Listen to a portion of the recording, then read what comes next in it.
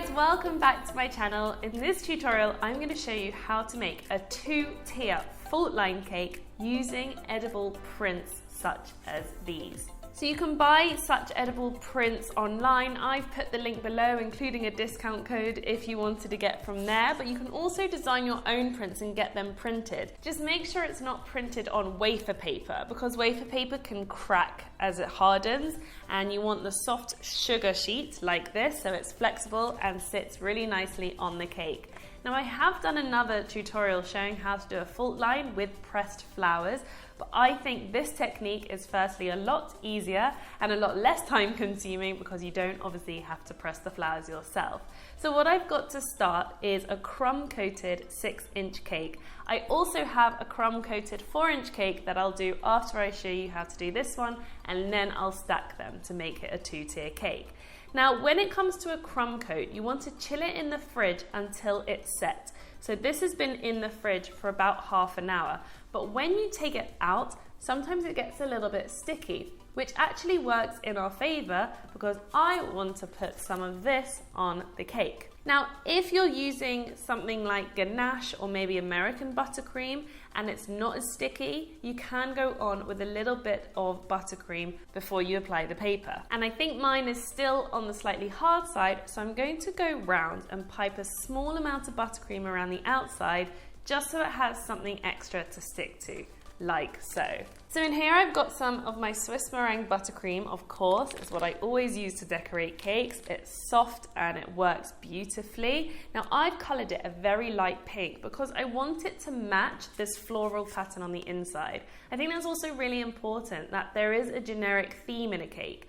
I don't want to colour this, for example, fluorescent green, because I don't think it would suit this. So I'm trying to maintain these muted tones. Anyway, like I said, I'm just going to apply a small amount of buttercream just around the middle section. So it's really, really minimal. Hardly any on there. And then with my palette knife, I'm going to spread that out. And I'm just concentrating on the middle section because that's where the paper's going to stick.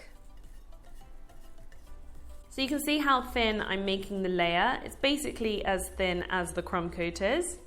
It's just making it a little bit sticky again. So now I can apply my sugar paper.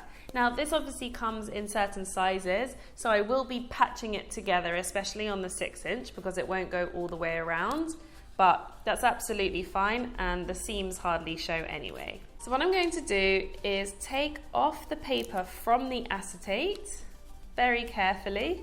If you're finding it hard getting this off the acetate, then you can put the sheets in the fridge for about 5 minutes. Now, if your paper tears, like mine has, not to worry. All you want to do is neaten off the edge with some scissors. Just so this is a nice, neat seam, and then you can apply the paper to the cake. So like I said, I'm keeping it central. And I'm going to flatten it like this. And this is why you want a really thin layer of buttercream if you do put extra on, because you don't want the paper to bump at all. So what I'm actually going to do is go over the paper with my scraper, and it's going to help flatten the paper down to the cake and make it smooth. It's almost like applying wallpaper, like that. And now I'm going to do the other side. So I'm going to get another piece of paper. Try not to rip it this time. And then I'll try as hard as possible to line up the pattern. But again, most patterns aren't that obvious when you join them. And then I'm going to bring it round, and I can see that it's about to overlap the paper that was already there. And so I'm going to trim it.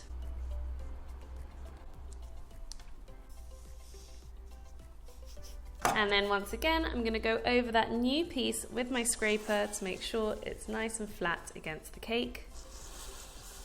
And that is it. That's how simple it is to apply the edible paper. Now don't throw away these pieces of acetate. They do come in handy. I have a whole envelope full of acetate from the back of these sugar papers, and I use them to build cakes up, to buttercream carved cakes, etc. So don't throw them away.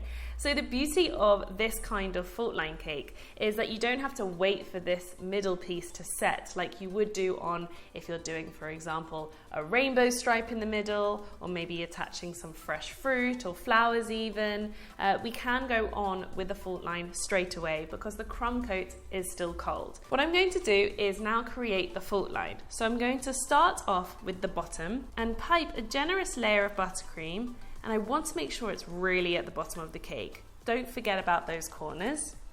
And then I'm going to pipe another layer on top. And with this layer, sometimes I'm going to go up and down, and I'm going to try and create this more natural fault line effect. And of course, fill in any gaps too. But something to keep in mind is that if you pipe on a thick layer of buttercream, it's going to spread more and close the fault line. So try not to pipe it too thick. And then the same for the top. So I'm going to start right at the top, going around the rim of the cake, and then underneath with a random pattern too. And of course, some buttercream on top. So I'm now going to flatten off the top like I usually would do for any normal cake, rotating the turntable and spreading that buttercream out with my palette knife, and then eventually keep it still and let the palette knife do the work to create the flat top. And I've got a bowl here to scrape any excess buttercream into. So I'm actually going to leave the corners raw or rough. I don't actually know the technical term. Rather than making them nice and sharp. I think it looks really nice when you're doing a fault line cake because it kind of matches the shape of the fault line itself. Now when you want to leave your edges raw, you want to perfect the top because you're not going to go over it again. I'm also going on top with another tier, so it's really important to make it flat. And I'm actually going to go over a couple of times with my scraper because this kind of acts like a large palette knife, and I can ensure I get a really even top. And now for the fault line magic. So the trick is to pretend it's a normal cake and you're just going over with the second layer of buttercream. So as usual, I'm going to focus the pressure on the bottom of the scraper because that ensures the straight edges, and start scraping. Not too much pressure at first, and what will happen is that as you press, the buttercream will smooth out, the gap will close, but it will still show that inside pattern. And you can see how much that fault line already closed. So it's really important to keep quite a large gap.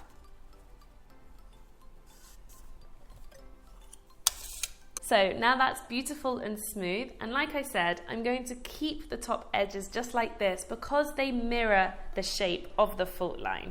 I'm also going to now put this in the freezer because I want this buttercream to be really firm, because I'm going to go over with a thin gold line which enhances the fault line further.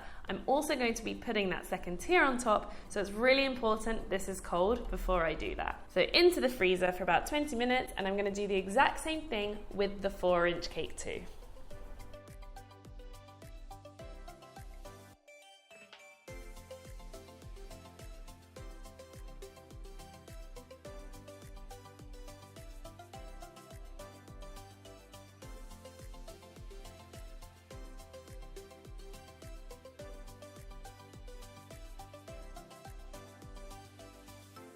So both cakes have been in the freezer for 20 minutes. The buttercream is completely solid, so it's a good time to stack them. So what I probably should have done before it froze was insert the straws because I'm going to add the second tier, but I'm going to do that now.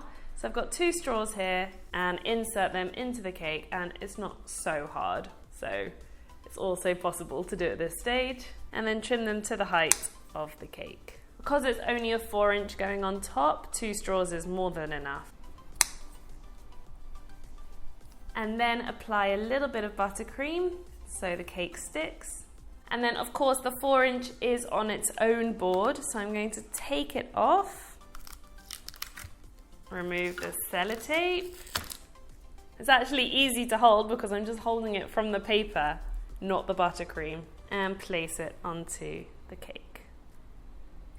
So as I said before, it's a lot easier doing this when the cakes are cold, and I don't have so much of a gap either in between the 2 tiers. So leaving a rough edge like this is a little bit trickier to fill in the gaps in between the tiers. You can, if you want, get a small piece of acetate and just tidy up the very bottom, but because mine's quite clean, I don't want to run the risk of ruining it. But what I am going to do, like I said before, is paint where the fault line is and on top in gold to enhance that shape. And I just love this effect. I do it with all my fault line cakes. So what I've got here is some gold dust mixed with vodka. You can use lemon juice instead of the vodka if you want. Vodka just evaporates a little bit quicker. And with a paintbrush, I'm going to start with the very top of the cake. So I'm just going around the very edge, enhancing that rough texture. And then I'm going to paint where the fault line is. So very carefully outline the fault line. And it doesn't matter if the brush strokes aren't even because the fault line isn't even. So if anything, the more jagged it is, it just enhances that rough texture even more. And you can see the amazing effect of it. So I'm going to continue doing all the lines of the fault line, including the bottom tier too.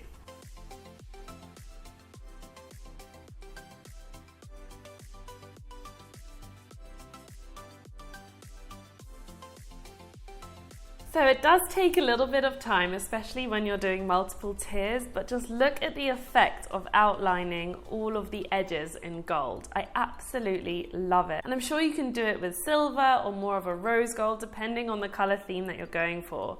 So just to decorate, I'm going to keep things quite simple. I've got a few bunches of fresh flowers here and some meringue kisses, all within the same theme. I've prepared these flowers with a toothpick and some florist tape. I've actually got a couple more videos on my channel showing exactly how to prepare fresh flowers for your cake and of course for meringue kisses too. And because the cake's been out the fridge for quite a bit now, the buttercream's sticky again, so I don't need to reapply any more buttercream to stick on the decorations.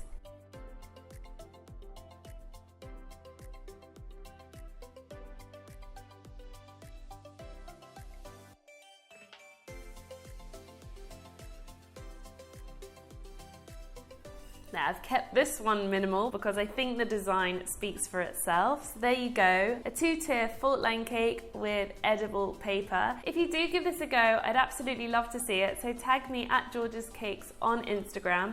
For those who don't follow me on Instagram, you may not know that I'm actually offering one-to-one virtual tutorials. So if this is something you're interested in, then please email info@georgescakes.com for all the further information, and I'll put the email below in the comments box too. Thank you so much for watching. Please subscribe to my channel and make sure you check out all my other cake decorating videos and my back to basic recipes too. I'm sure you'll enjoy them, and see you very soon.